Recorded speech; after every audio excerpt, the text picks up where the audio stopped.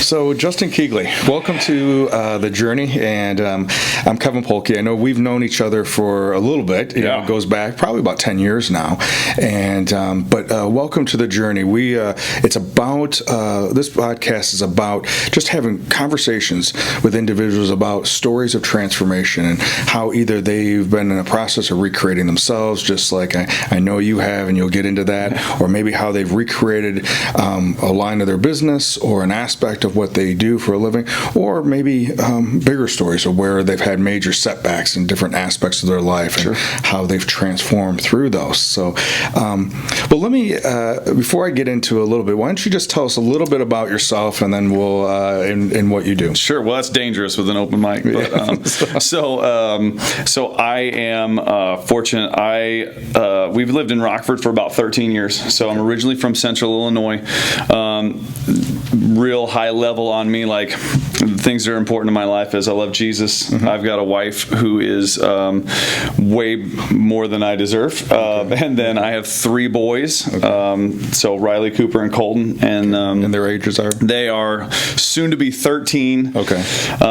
Just turned 9 and 7. So we are highly energetic, and we thought since there's not enough energy in our house as it is, we should get a dog. So we just did that in the last week. That was a good idea. Very exciting. Another male. So my wife wanted to keep the queen mantle in the house. She didn't want to have any princesses running around. So that's personal life there. We have that. So just living life and trying to figure it out one day at a time. I have the privilege of owning Movement Fitness. So we are an athletic performance training, and we do some semi-private personal training for adults. So that's where I'm at today, which is probably a far cry from where I was when I met you almost 10 years ago or so. So transformation's right at my alley. So talk about that and know that. So obviously exercise is a big part of your life and family and your spiritual life. Outside of those things, if it's possible, what does Justin do for fun? What do you do to relax? What do you do for fun? Oh man, I spend time with my boys. So at this point in my life, I'll be honest, this is probably an area of growth opportunity for me because right now with where we're at, I am in the trenches of doing life, right? So my release has always been training, and that was a lot easier before when it was like I had a job in corporate America, so it was easy to go do that and then go work out. That was my release. So at this point, if I can get away for a massage twice a month, that would be amazing. I work on that, taking care of myself. But essentially for us, it's getting away to the farm, and so we'll go down there and spend some time with family and hang out. But if we're in Rockford, we're here. We're kind of either at the gym, at a sporting event, church, or that's kind of it. I got to go see a movie yesterday, so that was good. Oh, really? Well, yesterday it was rainy. In the process of this taping, yesterday was Father's Day. Oh, yesterday was Father's Day. So that was part of the Father's Day. Yeah, I took all 3 boys. We went to go see Avengers Endgame, which I had not seen. 2 of my boys had seen, so we went to see that, and that was epic. So so we are all about like superheroes and Star Wars and Avengers and all that. So that was perfect. Fun. Well, good deal. You talked about the farm, the family farm? Yeah, so my wife, she had her biological father actually passed away when she was 2 days old.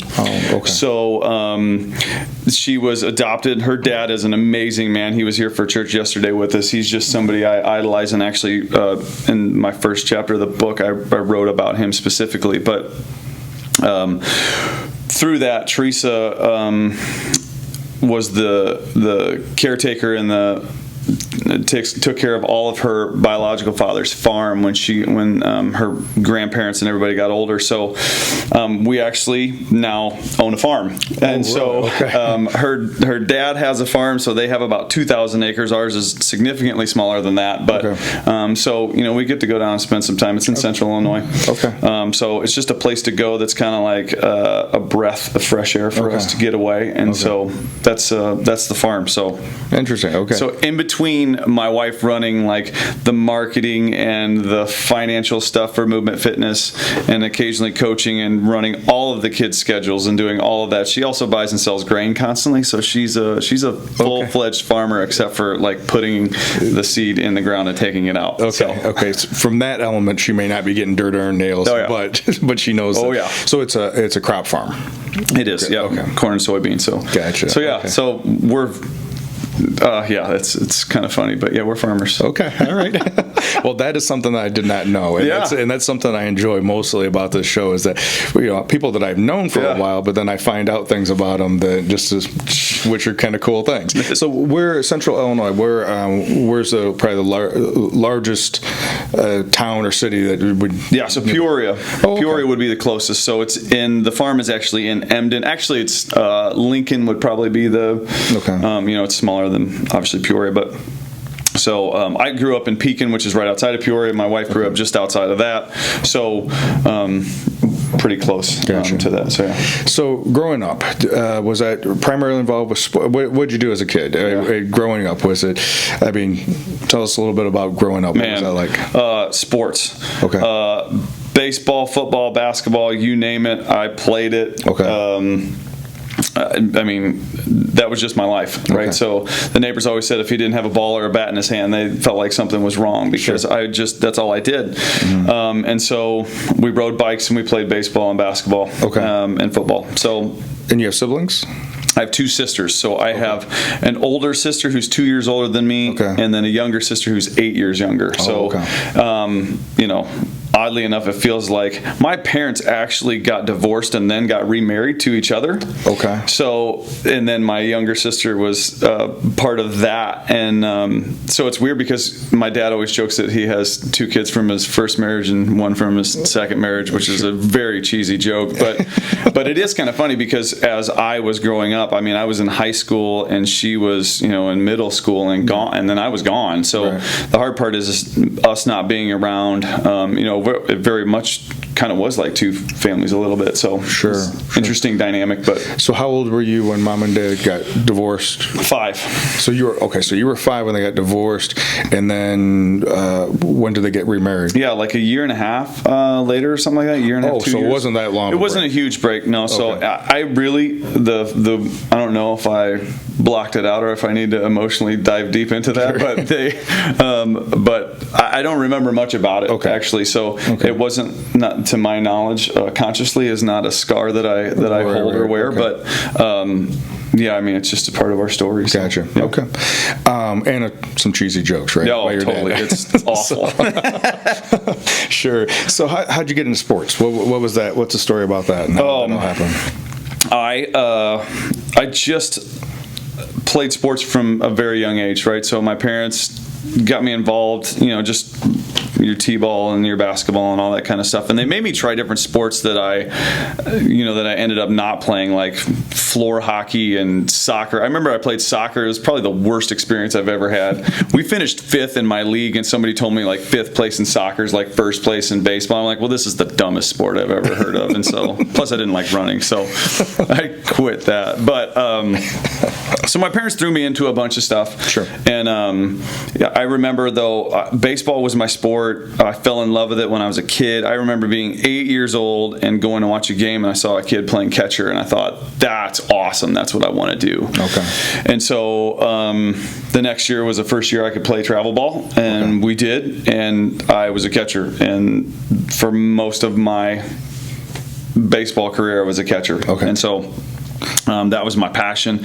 I played football and basketball in high school. I ended up playing college football at Monmouth College. Oh, okay. Was supposed to play baseball there as well, but I lacked a certain maturity at that point, so I didn't make it to the baseball season. I decided to leave the school and do that, and thus began my journey of figuring out life. Okay. So you graduated from Pekin High School? Graduated from Pekin High School. Then you went to Monmouth, and you were going to play football and baseball, but played 1 year of football. I was there for 1 semester. I played football, Yeah. And then I left. I went to Illinois Central College, junior college in East Peoria, and subsequently just didn't even withdraw. I just stopped going to class. It was awful idea, and I paid for it later on with my GPA, but I just stopped going. I wasn't in a place to do it. I actually had a bout of I did a bout of just partying, drinking and just doing stuff that wasn't real wise, and so that was a rough road for me for probably 8 months to a year of trying to figure out just life, and wasn't in a great space, and probably wasn't around a great group of friends and a great group of people that were speaking life into me until I got a job at Menards. Which was amazing because on the weekend they paid you $2.50 extra an hour. So I worked every weekend. Sure. But I also ended up meeting my wife there. Right. So I was a hardware boy, and she worked the customer service desk. So we ended up dating there, and she eventually just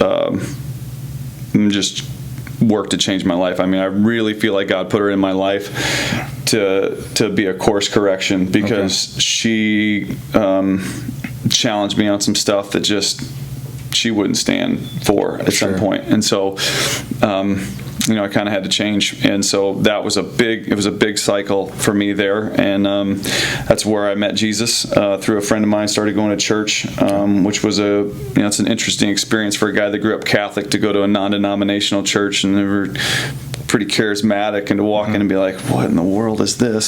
So anyway, that was like a 1.5, 2 year period where I just really, really grew and matured. And I had to go through a bunch of stuff that was part of the transformation to begin with, to go like, I could either be on this path and go potentially down a road that, people in my family have gone down with alcohol, and potentially be in a spot that I didn't want to be in, or I could make a change. And fortunately, by God's grace and a lot of great people that ended up building into my life, I was able to make a transition out of that. I think a lot of times we talk about time periods like that, right? And especially you leave high school, leave home, right? Get this opportunity to be away. On one hand, we were just talking a couple of, the last couple guests, how intimidating it can be. Regardless if you're a star athlete or not, it can be pretty intimidating. A new environment, don't know anybody, and then you have all these options and choices, and for the most part, not much supervision. Right. So when you talk about this opportunity after meeting Teresa and working at Menards, that there was this opportunity to mature. What do you, like, if you dive into that, what do you mean by that? So I had to figure out a direction of life. So here was a big catalyst for me. I went to Menards, and so I was working there, and things were good. But I didn't know what the next step would be for me in life. And so I had to change some of the stuff. I had moved out of my parents' house, moved in with a friend of mine, which was not a great choice for me at the time. It was not a great environment for me. And fortunately, that didn't last very long. That lasted probably like 6 months. So this was a college experience continued. So we kind of just kept rolling with it. And then what I saw as freedom was really wasn't. I mean, it was just hindering my life. And so I moved back into my parents' house, and they were great, but they're also like, this is our house. So here's some rules and stuff you got to abide by. And so I worked at Menards for probably a little under a year, and then I had an uncle who worked for Illinois American Water Company, and so that they were out of Peoria, and he said, we have a full-time temporary position. They have to change all the water meters in Peoria, and they have to have it done by the end of 2000. And so we need to have it all done. So they're hiring an additional, I don't know, it's 10 guys or something. And so we're bringing them in. You will get full-time. You will be a full-time employee, all the benefits, everything for 1 year, and you will get laid off at the end of November. And I thought, sweet. I mean, they paid me $18 an hour as a 19, 20-year-old kid. And I'm like, this is amazing, right? So, but in the midst of that, I had to work a real job. And so we had to be there at 7:30, and there were consequences if you weren't, and there were expectations. But what I also learned was it was a new experience because it was a union job for me. So that's something I had never had the experience of before. And so there were set expectations and parameters that you had to go through there. And so that was unique. And I have a lot of respect for those guys. But when I was going through that, I thought, this is not where I want to be. This is not how I want to spend the rest of my life. And it was an enormous wake-up call for me. And so the option is you can either figure out what you're going to do, and I didn't have a college degree at the time, didn't even have an associate's. And so it's either you go back to school or you go find another job, right? And so that was it. And I said, all right, I'm going back to school. I'm going back to ICC, even though I had literally flunked out because I walked out of all the classes. I went back in. I had to take them all over again. And I did. Fortunately, that first semester and a half or so, I was able to pay for it myself because of the money that I made. And then obviously my parents helped when they figured out I was serious again. And so I went back and I got my associates in 2 years. Okay. And that was, just a dramatic change for me to go, I'm all in on myself. Sure. And then I ended up going to Illinois State after that. But that 2.5 year period was just filled with battle of who am I? Who do I want to be? It was at that time I had a friend, I was doing bodybuilding competitions at the time. Okay. And so people were they were really encouraging and were challenging myself physically. And that's when I had a friend of mine that said, come with me to this church, come check it out. And I'm like, okay, whatever, it's super weird, but I'll go do it. Sure. I had stopped. I grew up Catholic, like I said, but I'd stopped going to church because my mom got cancer. And as a 18, 19-year-old kid, I'm like, well, this sucks. Why would God do this to my mom or whatever? And not knowing, and so I kind of just walked away from it and left it alone. And so this transition of someone saying you should come to church with me was a little weird. But I thought I really don't have anything to lose because this is the early part of my transition out of the water company, and so I started going back, and so that's where I met Jesus, and that's where I met a friend of mine who was a pastor who just really invested in my life for no reason, which I thought was super weird at the time. Sure. But come to find out, people do that, and we should do that for others, but yeah, man, that was a big part of my life at that point. Okay. I'm gonna just real quick, I want you to just kind of go back to, because you just add that in about your mom, and then when you were in high school, or maybe even before, it sounds like that there was, just describe what that was like, because it sounds like there was some expectations either through the sports or through your parents or whatever, and what was that experience like? Because clearly when you had the opportunity to leave, it was different. Yeah. So there must have been a before, and so I'm just curious about what was that before. Sure. My parents were great. My parents are great. They're both still here, so that's great. My mom is my biggest fan. She always has been, and so she was at everything. Left work early to come to games and had did the whole thing. So it was really great. My dad worked when he did not have a college degree, and ended up getting a job at Caterpillar. After a decade or so of working there, he literally stumbled into a job that he probably didn't deserve at the time, and went from just working on the shop floor to management. And he earned it. Looking at that and going that was a huge transition for us, because it was also around the time there was a massive strike at Caterpillar in 1988, I believe, somewhere in there. And so he ended up working because he was in management, he ended up working massive hours. Sure. Right? And so my dad has a tendency to go all in on what he's doing, and so he worked a lot. Okay. And so he'd come to games, and he was supportive, and he's great, and I love my dad. But that was there was a little bit of a void, I guess, because he was working a lot, and so that was something that was certainly felt. But he was always, loving and supportive and all that. So my parents didn't. I think when I think about my parents, I think about. We have a great big family on both sides, right? And so lots of gatherings and lots of time and lots of people and all that, which is very, very, very fond memories for me. Yeah. But I'll be honest, I don't really have a whole lot of recollection of a lot of my stuff. My wife always thinks it's weird, so I don't know if there's something there for me with that. But I don't know. My parents were great. I didn't, I think part of my thing was when I left high school, we were so regimented. I played basketball, baseball, and football. Sure.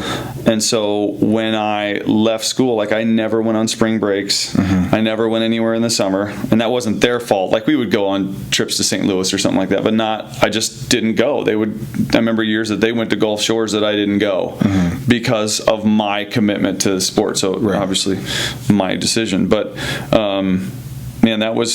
I was so regimented and so into what I was doing, and I loved weightlifting at that point. And so when I got to Monmouth, I had been doing that for so many years. Sure. And I was kind of like, well, this sucks. And to be just so regimented and scheduled, film sessions here, school, practices here, and then we've got dinner together, and then, whatever. And that was the schedule throughout the season. And I'm like, oh man, I kind of like to just go to my room, And so, but when I went to my room, there, wasn't a whole lot of good going on.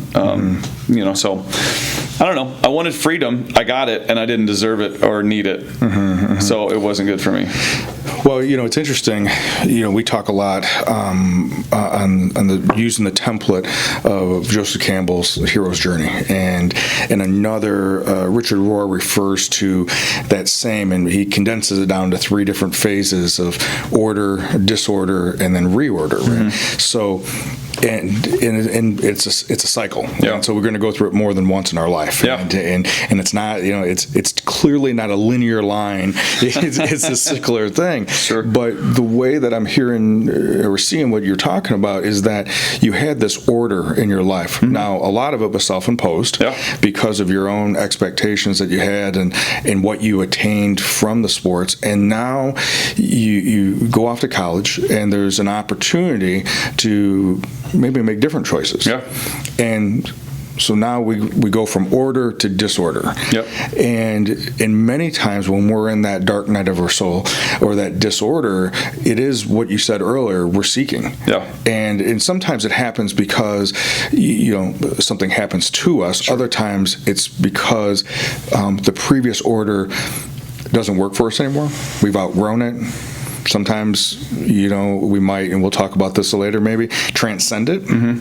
But we're seeking in that, and that's why we end up in this dark night of the soul, sure, into the woods or whatever, and so then this phase happens. Obviously school's not working. The partying thing worked, and then it didn't work, right? It wasn't sustainable, right? For you, it wasn't a sustainable thing. And so you go to school's not working. You go to Menards. You meet Teresa. You got a combination of different things, and then, and not that you hadn't been familiar with church, but there was something different about this Jesus story that was different than the Jesus story you heard before. And what was different about this element, do you think, thinking back on it now, what do you think was different? Was it the message? Was it the community? Was it what was different? Yeah, well, I think the community was a big piece for me, because almost immediately I started I had heard the message of Jesus before, so like I understood it. It wasn't like this was a foreign thing, and Right. I need time to understand it. But I had never developed a personal relationship with Jesus. And what do you mean by that? What did you come to know that to mean? Right. So for me, it is being able to know that, number one, that he died for my sins and that he forgave me for that, sure. And that because of the commitment that I made to say, I accept you into my heart to be the Savior and the leader of my life, like that the Holy Spirit resides within me, and then I have the access and the capability to have that power with me at all times, and so it is something that I didn't have before, because when I would go to church before, and Catholicism is very ritual based, right? And so you're going in and it's, the sign of the cross, and there's Jesus up above the altar, and, we say the things that they tell us to say. And then you leave, right? And you do that every week. Whereas what I was learning in the new church that I was at was, this is about your relationship, right? So there's no pre-programmed wording. It's about creating space so that you can find who Jesus is. Okay. All right, so that was different for me, and walking in and going, I remember walking in and hearing the music, and they're like playing like rock-ish music, right? And their guitars and drums and all that kind of stuff. And I'm like, can you do this in church? Sure. Is this okay? Right. And because that was, it was like the organ and the piano at, the Catholic Church. So for me, so that was finding people that were also building into my life, rather than saying, well, you should pray about this or say the rosary or do ritualistic things. It was finding people and finding different ways that God would speak into my life, right? Because he can do that through multiple different ways. And that is either, through his word, through obviously the Holy Spirit, but also through other people. And to be surrounded by people that are going, look, there is wisdom in, number one, diving into God's word, but two, also surrounding yourself with people that are going to speak wisdom that they've received or that they have into your life. And so to have people that were actually now giving me information and giving me knowledge that they had gone through, either through previous experience or that they read or prayed about, or whatever the scenario was, it was very different from the information that I was getting from my previous group of people, which was, hey man, if it feels good, just do it, right? Like, it's all good, and those were also mostly directionless people in life trying to figure out, why they couldn't succeed and achieve the things that they wanted. Sure. So, that was the biggest difference, is having people that would speak into my life and lead me to something that was greater than myself. Well, you spoke, and I remember very much for myself, there was times where information was given, rules that were established, those types of things, and then there was this piece of development that came from being asked of me to be more contemplative, to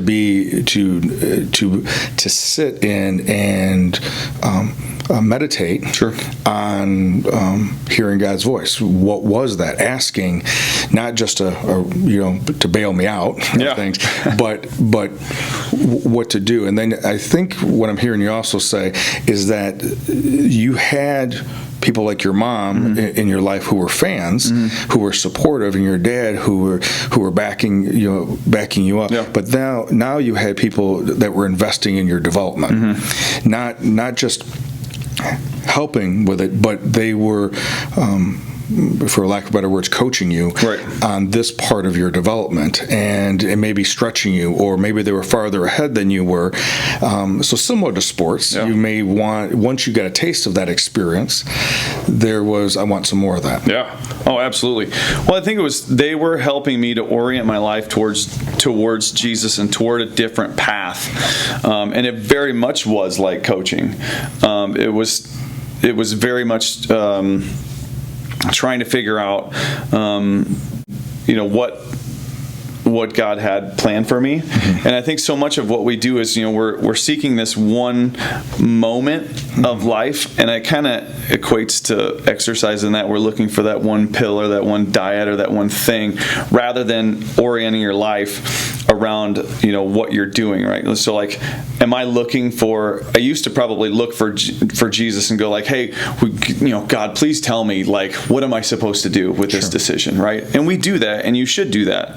But the difference is when you wake up and you're consistent and you're committed to going like, I want to develop a relationship, right? Then there's less of, oh God, please help me with this one thing, which we still pray about, but not like fire drill every 5 minutes trying to figure out life. Instead going, He's with me. He's already here. I'm going to make the best decision that I know possible, unless I feel like I should do otherwise, or some wise person speaks into my life that I'm going to do differently.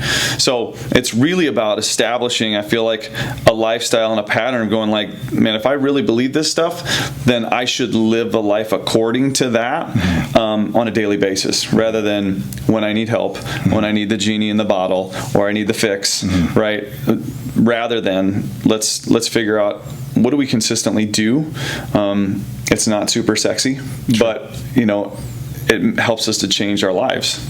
Well, and I think going to that part where there was such disorder going on in your life, and now this was another format, another lifestyle similar to the athletic lifestyle, and it was not an issue if you knew how to discipline yourself. It was an issue of what will you discipline yourself to, right? And now there was this new of how to integrate this, and maybe it wasn't as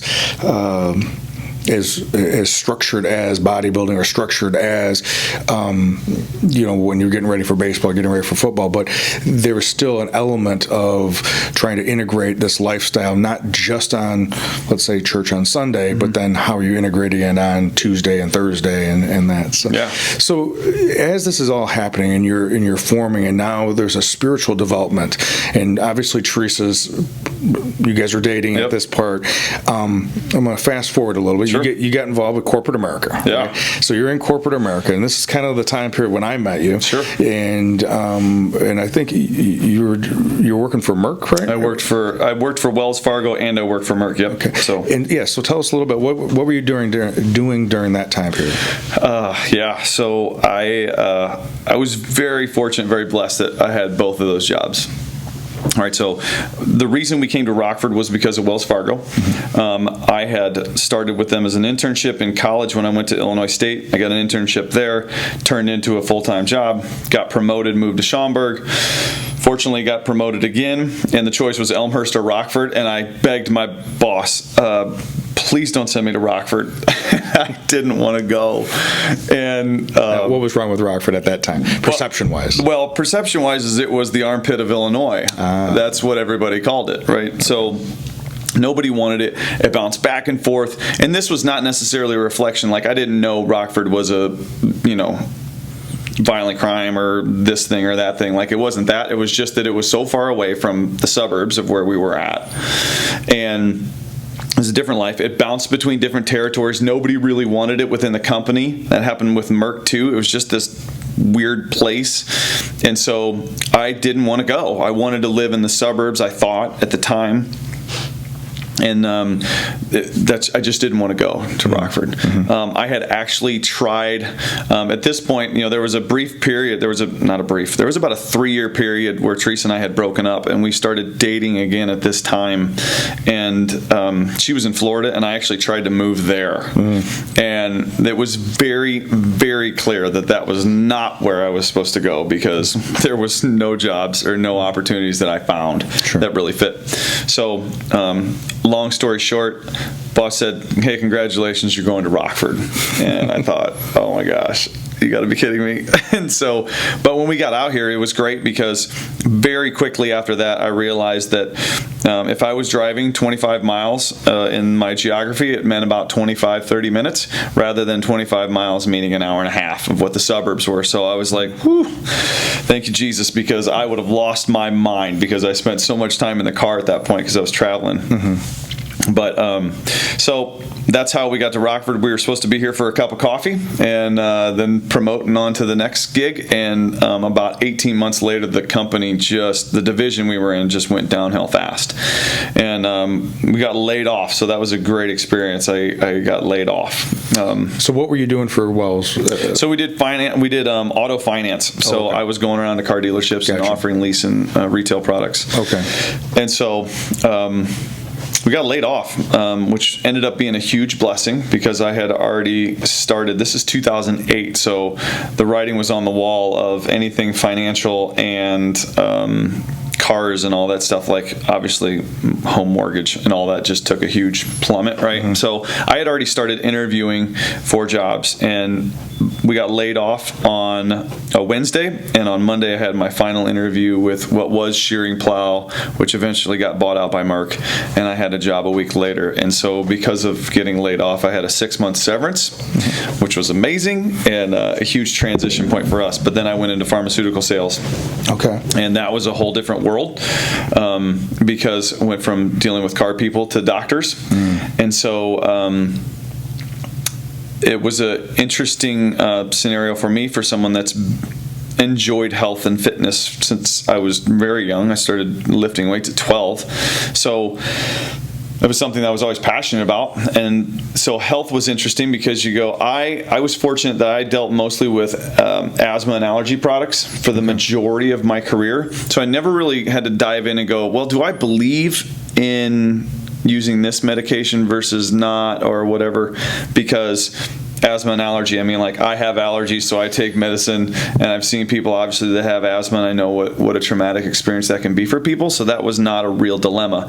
Later on, I got into diabetes medication, and that was like, ooh, now we got to start talking about how do we really help people. Mm-hmm. So that was an interesting dichotomy. But I did that I worked for Wells Fargo for 3 years, and I worked for Merck for almost 6.5 years, so about 10 years in corporate America. Okay. And that was about the time you and I met. Mm-hmm. And what I remember at that time period, because you were with Merck, and actually they had just made that transition, and but you were restless. Oh, big time. You were restless because at that time the work was stable, right?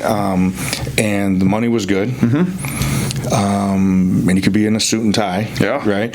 And look the part and all that stuff, but you were restless. Yeah. So once again, similar to this transition that was going on, between high school, you were going from this order, right? And how many kids did you have about this time? So in 2010, we had just had our second. Okay.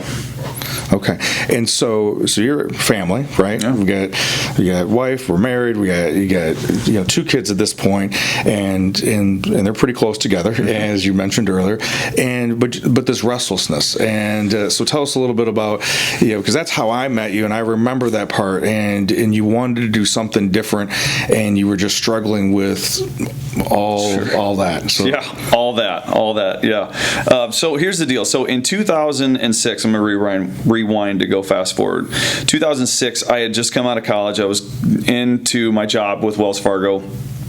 And at the end of my time at Illinois State, I was the president of the largest student organization on campus.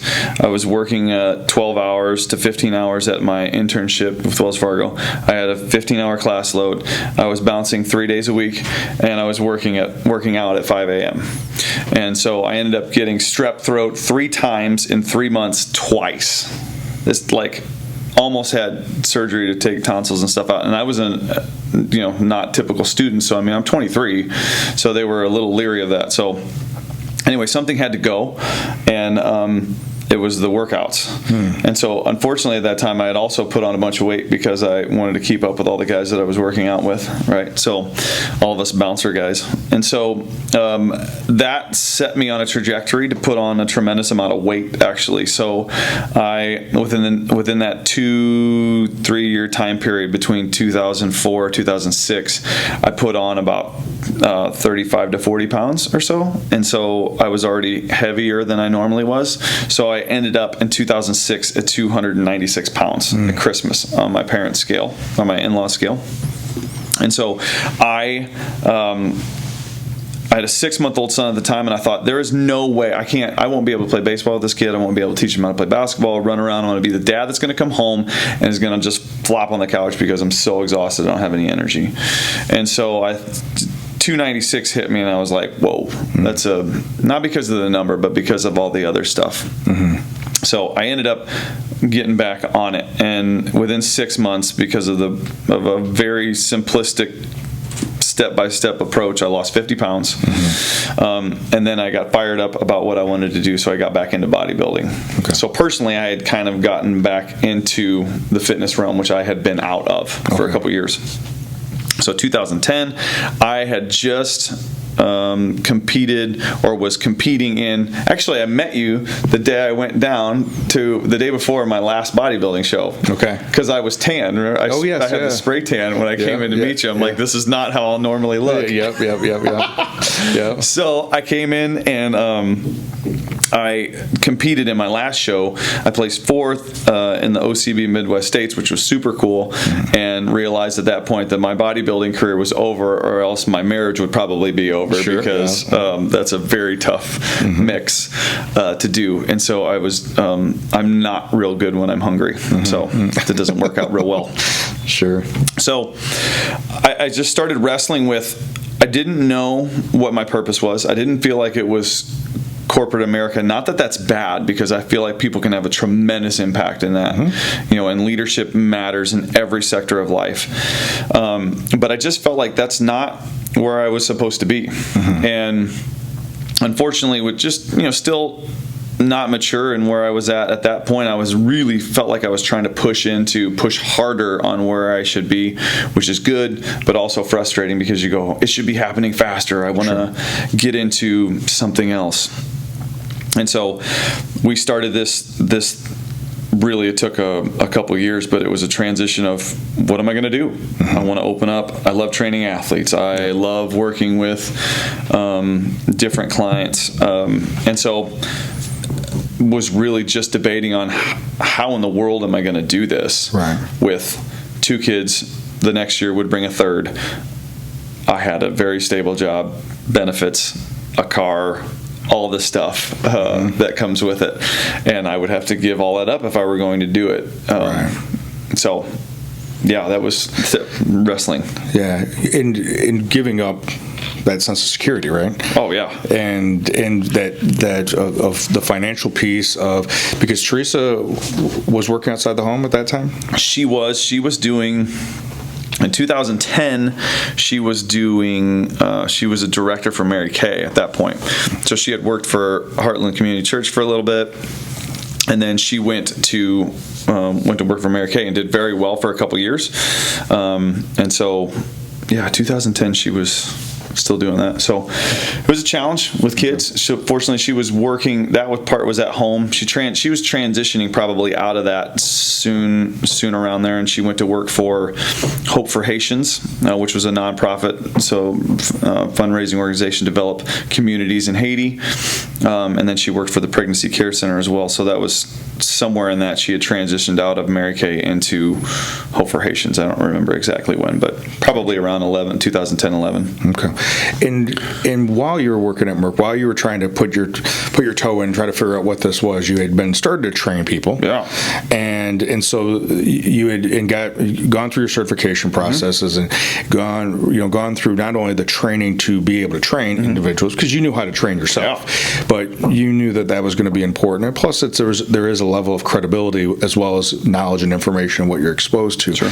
But if you could maybe fast forward to that leap, because being an entrepreneur with a family is going to be a different level of jumping into that, and as scary as it is, it can also be exciting if it happens to be the right direction. So what gave you permission to go? What allowed that to happen? Because now we're going to go from this order again into this disorder, and possibly another conscious choice, or maybe you'll tell me something different. So what happened? So it was 2013. I had been in it for 3 years doing longer than that. About about 5 years. Yeah. Right? Yeah. And I told my wife that pharmaceuticals was going to change.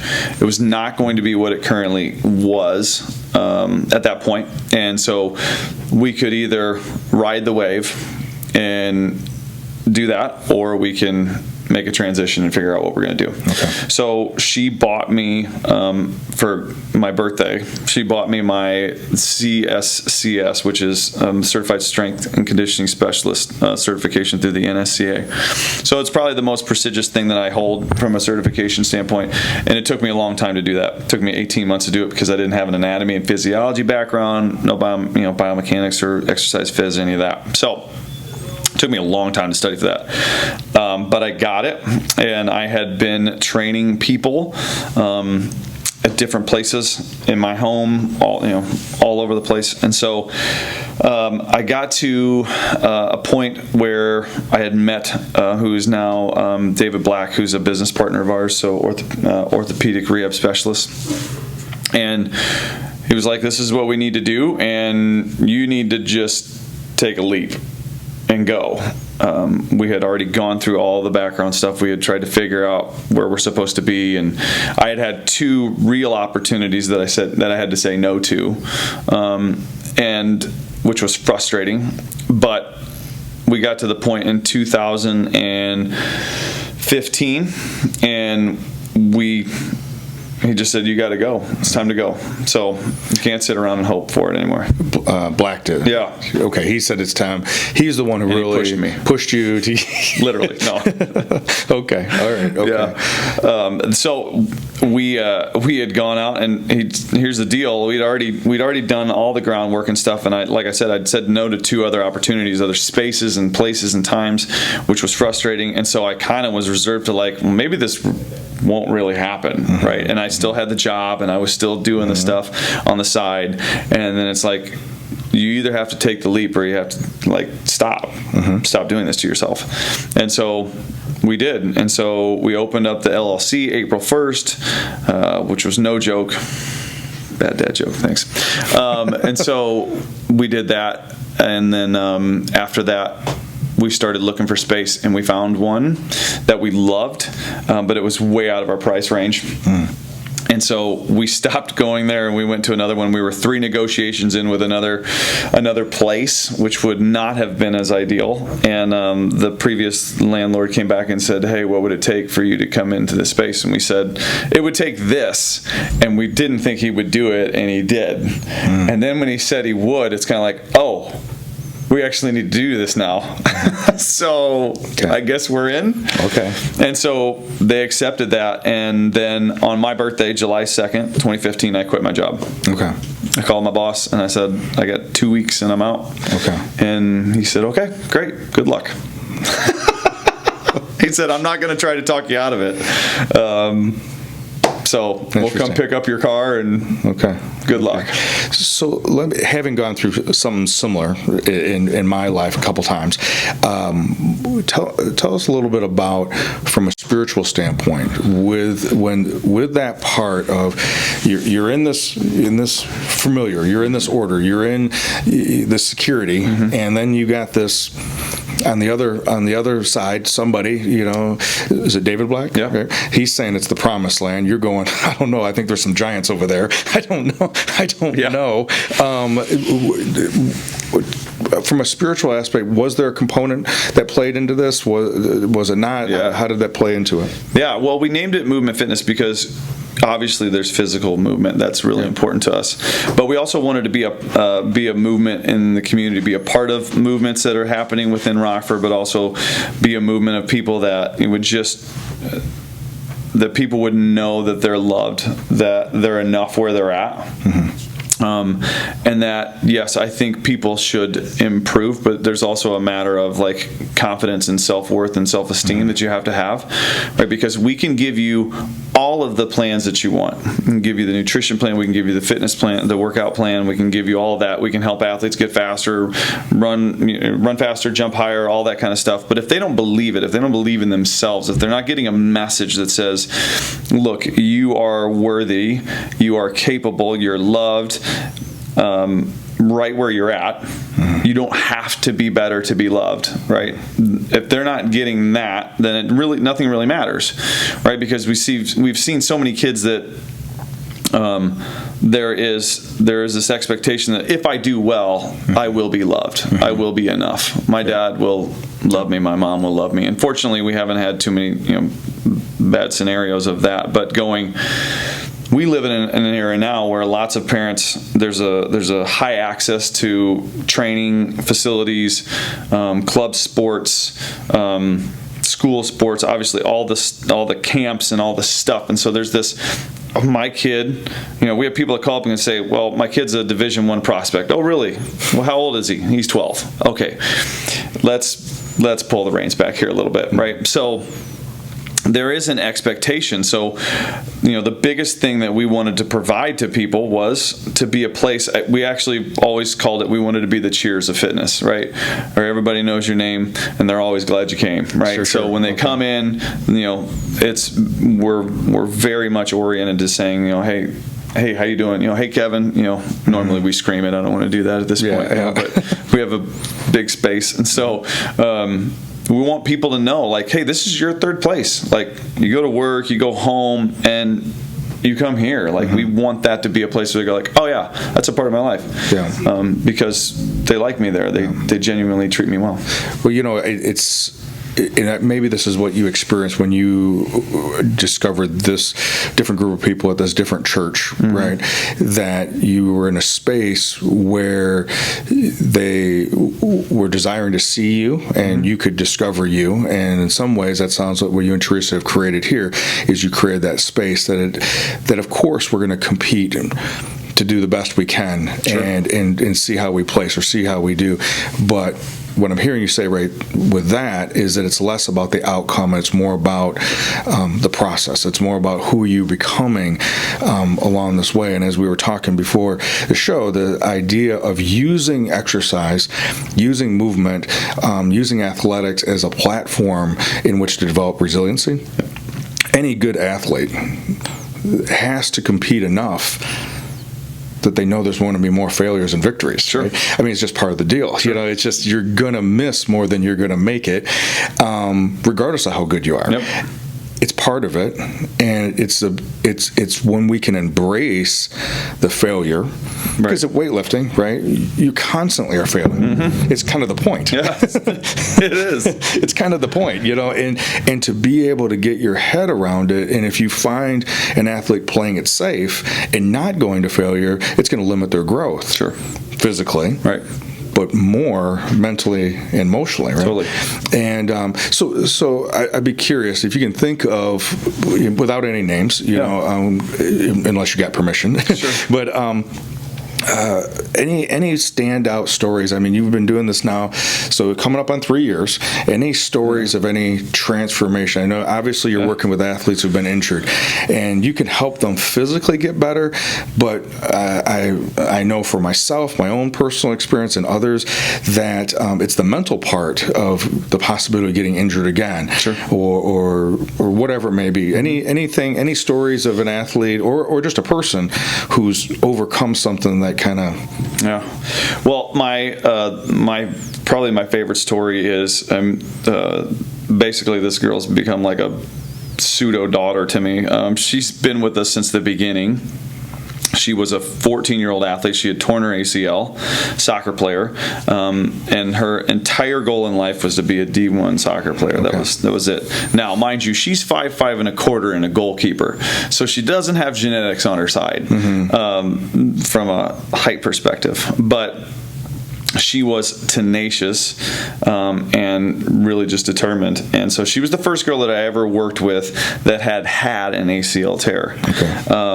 So that's kind of become a niche for us and for me at this point. But at the beginning, it was, man, we got to get you back on the field, right? Mm-hmm. So that was the first process. And that's a long haul because you can feel good some days, you feel awful some days, and you don't know why necessarily. My knee's achy today. Why is it achy? I don't know, right? And so we go through the process of that. And so we got her, that was at the end of 2015 rolling through. She played and got back on the field for her next high school season. She was all conference, all sectional, and then ended up winning a Golden Gloves Award in her club team. She got recruited and had one offer to go play Division I soccer, and she took it, and she went to the University of Akron, and she had just outstanding, like, stellar freshman season last year. So she's been with me for, this is 4 years now, but just the grind and the continual work in between that, and seeing the ups and downs of, why aren't people, I should have more, I want to have more offers, why didn't I get this, am I not good enough, am I, they tell me I'm good enough but I'm not tall enough, right? And so that whole battle and what is external becomes internal, of going, maybe I'm not good enough, right? And so to continue to feed someone into that and go, but you just have to keep going, right? And so what's cool is she actually had a stellar season at Akron and had some differences, and said, I don't want to stay here. And she had to take a leap and say, if I don't want to stay here, that means I have to declare myself into the portal, tell my coach I'm not going to stay here, risk not having anyone give me a scholarship again, and potentially lose my dream of playing in Division I. And so she did that, and I remember that process was long and it was arduous, and but through that, she's now going to be transferring, and she's going to be playing at the University of Wisconsin this year, and now has a chance to play in the Big Ten, which is a huge transition, obviously. But for someone who's started off with, she came to us with an ACL tear, and we had to battle through all of her last 2 high school seasons, through a year of college training. She's in and out with us now in the summer, and to see someone to achieve it, but also the mindset behind it of going like, well, here's the deal. It's not all sunshine and rainbows, right? It's not. You see people, we see everything on Instagram and Facebook, and you go, oh man, everything's always good for her, sure, or they're always doing so great. Yeah. And then you go, you have no idea, So that's the thing there. That's a favorite of mine, just because she's someone we've had such a close relationship with. But we've had kids, I had a kid that came to us in the end of, I think it's end of 5th grade, and was ready to quit sports. And mom and dad were amazing people, and they were like, "Look, we just wanted to move and to be athletic and play. We're not pushing scholarship guy, and not crazy." And he said, "I just don't want to play baseball and football anymore." And they're like, well, that's okay, but you're good at it, and we would love to see you continue to do it as an outlet for you. We think it's good for you. And so he came to us and was ready to walk off. And long story short, he's been with us 3 years now, but he's continued to play both baseball and football, and now he just placed in state for the high jump, because he was ready to give up all things athletic and physical, because he didn't feel like he was good enough. He was just didn't feel like he could compete or keep up with other people, and so the physical turns into a mental, into a confidence. Yeah. So, our whole platform for athletes is we want to build confident athletes that are resilient both physically and mentally. Sure. Yeah. So that's it. Yeah. And I know I have not only referred some younger people to you, non-athletes, athletes, but also referred some of my older clients to you, and you've done a phenomenal job with them. Just both men and women, and who you've done a phenomenal job with. Not only are they part of the culture and the community that you're talking about, but the contagiousness of the attitude. Yeah. And so I want to transition into into because you had a gap of time, so you decided to write a book.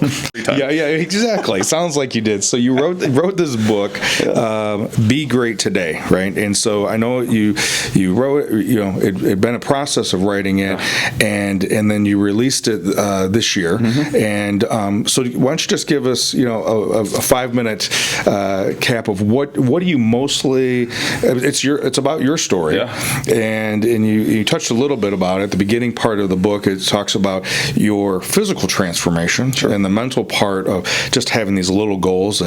But what's the overall message of Be Great Today? What do you want Be Great Today to do? The byline is how to be intentional with your attitude and actions to create your best life best life. So here's what I think is really cool about the book. I am not famous. I am not, whatever. I don't know anybody that's written a book, really. I mean, I know a couple people, but to think of that, and I started writing all this stuff for my clients.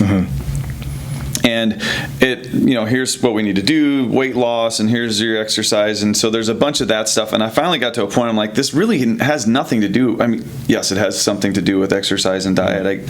I absolutely get that. But really it's internal, because if you can't believe it or if you don't fall in love with the process, then it doesn't matter. So I started writing to them. But when I would talk to them about weight loss or exercise, they would just kind of look at me like cross-eyed, like, yeah, well, what do you know about that? And I'm like, well, you don't know my story. Yeah. So the part of it was to tell people my story so that they can go, look, who I am now is not who I was.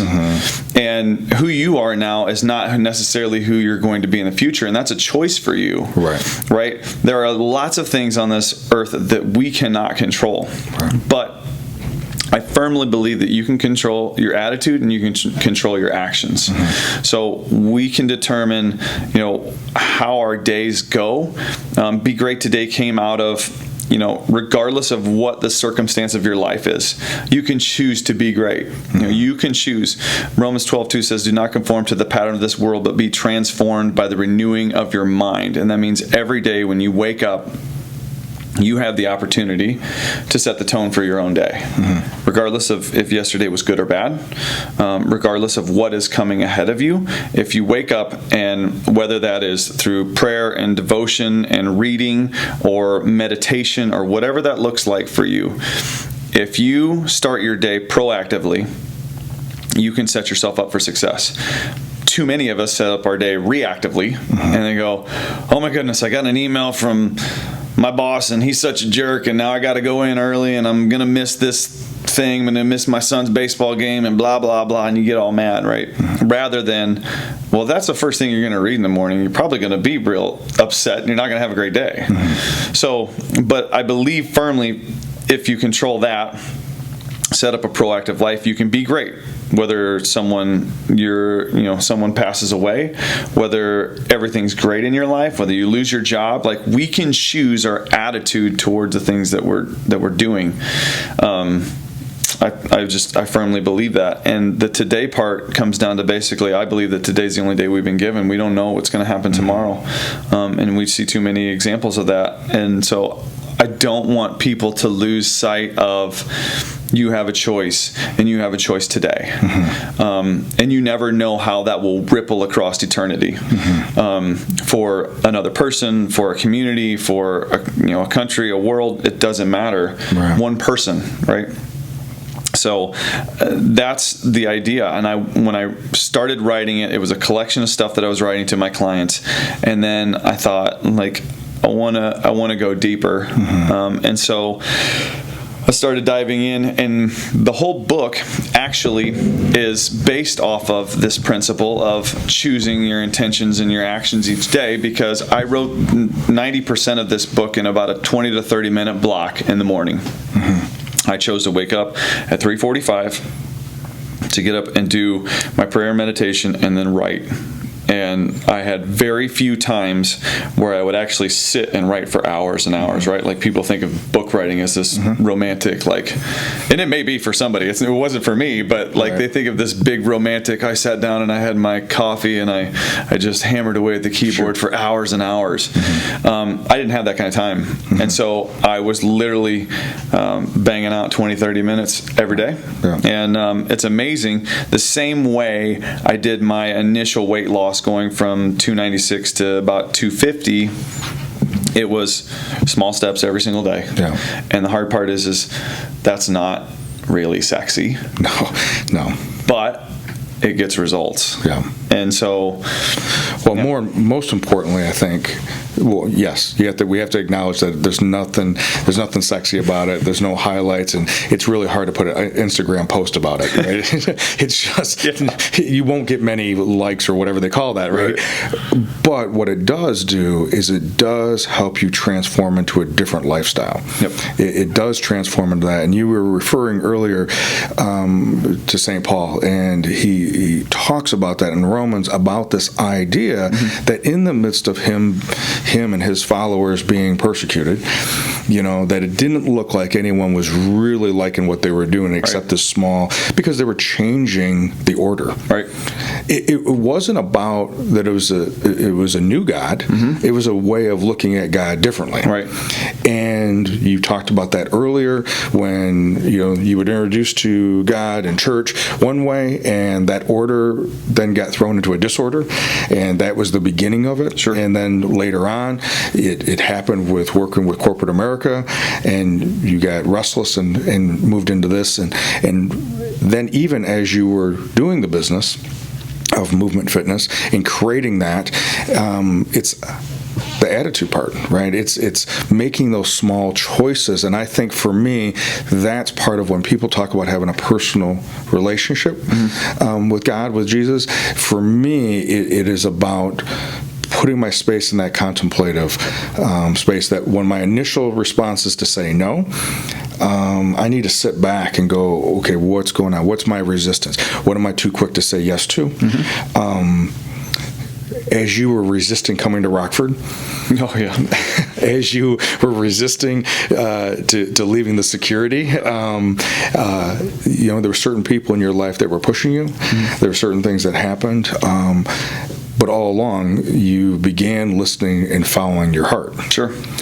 Well, I think you've talked about contemplation a lot. We live in a space right now where contemplation and silence and internal dialogue is that's super weird. Like, we're always connected to something, right? We're always on our phone. We're on a computer. We're whatever. We're always on something, and so being able to sit with your emotions is very hard, and to sit with your life. One of the things, we joined a mastermind group. It's a fitness business, but the reason we joined it was, yes, we wanted some brick and mortar and how do we figure out business stuff. But really, the guy, his name's Todd Durkin. He wrote the foreword to my book. He's a great guy. But he spends a lot of time working on the internal for us and going, look, it doesn't matter what you produce if you're not right within, because eventually it'll crumble, it'll cave, something will happen, you will crumble and cave or whatever. So I think what often happens is when you talk about intentionality, we look at it and I go, I would want someone to be intentional about what they want, right? When we help people and we start on their journey, we have them fill out this form, and it's like, we talk about what your goals are. That's what everybody wants, but we really want to dig into what's your why, what's your purpose. My purpose for so long in getting healthy was my son, and then sons, right? To be the dad that was active and was there and could do all those things. But if you ask people what their purpose is, a great majority of them would say, "Oh, I don't know. I get up and I take care of my kids. I'm a mom, I'm a dad, I go to work, I do whatever. I do this. It's what we do." Now the question is who are you? Yeah. Right? Who are you and why do you do what you do? And most of us don't know an answer to that question. And it's hard because that means we have to sit down with our thoughts, with a piece of paper and pen, or however you do it, and go, this is where I want to go. Like, I'm actually going to paint a picture of my life, and I'm going to work towards that. And I think of, when I look at my relationship with Jesus, and I think how I've grown and developed with that, like those moments of contemplation and that moment of prayer and devotion, whatever it is, and meditation, like that allows me the freedom to go, this is where I'm supposed to be and where I'm supposed to go. And it allows me to paint a picture of where I want to go. And I leave myself open to go, this is where I should be, this is where I shouldn't be. I should step out of this, maybe, whatever it is. But I feel like we run at such a fast pace in life that we're not willing to sit with ourselves. When was the last time most people sat for 5 minutes with nothing? Right? Yeah. It's really hard to do.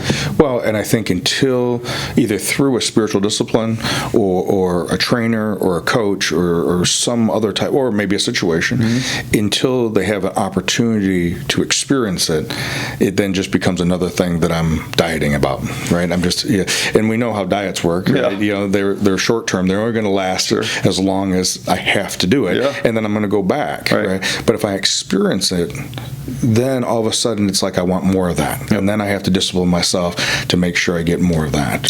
So, Justin, I always love talking to you. Your energy's high. You have always great ideas, and I know that the people that come to see you and Teresa at Movement Fitness very much benefit from that. Thanks, man. Yes, from the fitness standpoint. Yes, from the physical standpoint. But more importantly, from the mental, emotional, and spiritual. And so I appreciate you. I appreciate what you guys do. And I appreciate you being here on this show. But talking about your story of transformation and how you recreated yourself, at least 2 of the times we talked about, 2 to 3 times we talked about. And you're young. You're going to have at least 4 or 5 more to go. I look forward to them. So, thank you again for being on the show. I appreciate it. So, thank you very much for being with us and listening to Justin Kegley share his story, sharing about his life as well as about his one aspect of how he's trying to help people in the community, not only through Movement Fitness, but then also through his book, Be Great Today. Look forward to being with you next week, and you have a great week.